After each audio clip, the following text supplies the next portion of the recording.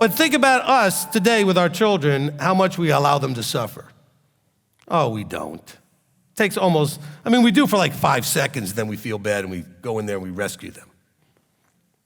And we're not helping anything. I have talked to more people over the years, parenting instruction, by telling them, allow the consequence. Stop rescuing them. They will never grow up until they can figure out how to handle themselves. Look, you know what? It's the vertical, right? So each person in the vertical that's above, you're like in a Yahweh position to the ones below you, all right?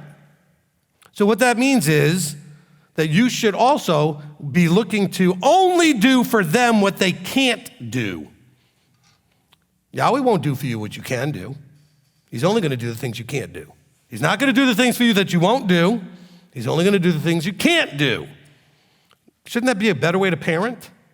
Stop doing for them what they can and should do. They get their first job and they sleep in and they're late. Don't wake them up. Let them be late. Let them get in trouble. They'll get another job if they have to. Let them learn. Oh, they forgot to wash their clothes that they need for the job. Or they forgot this. Don't do it for them. Now, if they ask you and you happen to be doing it, fine, but don't rescue. Rescuing does not help. Babylon was coming. He could have rescued them. Oh, we promised. Every kid does that, right? Oh, we'll fix it now. He says, no, too late. You're going to suffer this consequence. You're going to learn that I mean what I say, that there really are consequences.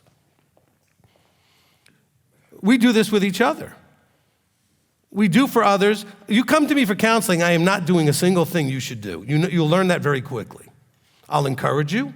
I'll guide you. I'll advise you. But if it's something you need to do, I am not doing it for you. And then people get really mad at me and frustrated when I won't do it for them. That's not going to help you.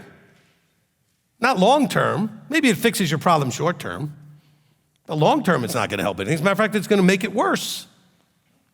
But you want rescuing. No, I'm not rescuing you. I will advise you and guide you and counsel you. And if it's something you can't do, the ministry will help you with what you can't do. But we are not going to do what you won't do, that you need to do.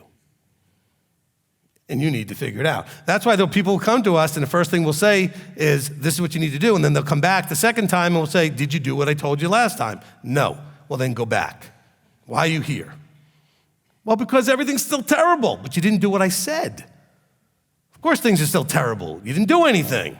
What do you expect? Just because you counseled, now everything's going to be automatically better? You have to, revelation, meaning something being revealed to you. Forget about scriptural revelation. We're not talking about something major like world-ending events. But when something is revealed to you through counsel, through whatever, if you don't receive it and then act upon it, it was of no use. It was completely of no use. So when we read the scripture, you need to understand, get out of your Christian head.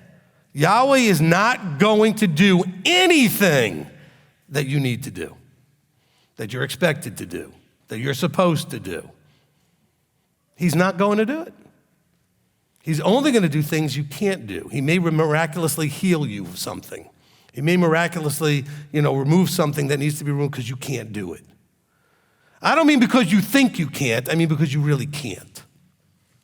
Because if you think you can't, that's irrelevant unless you really can't. Because you come up to me, well, I can't do this. No, you just don't want to, and you're intimidated, and you're afraid, and you're lazy, and all this other stuff. Okay? You can do it. You can do so much more than you think you can do. All right?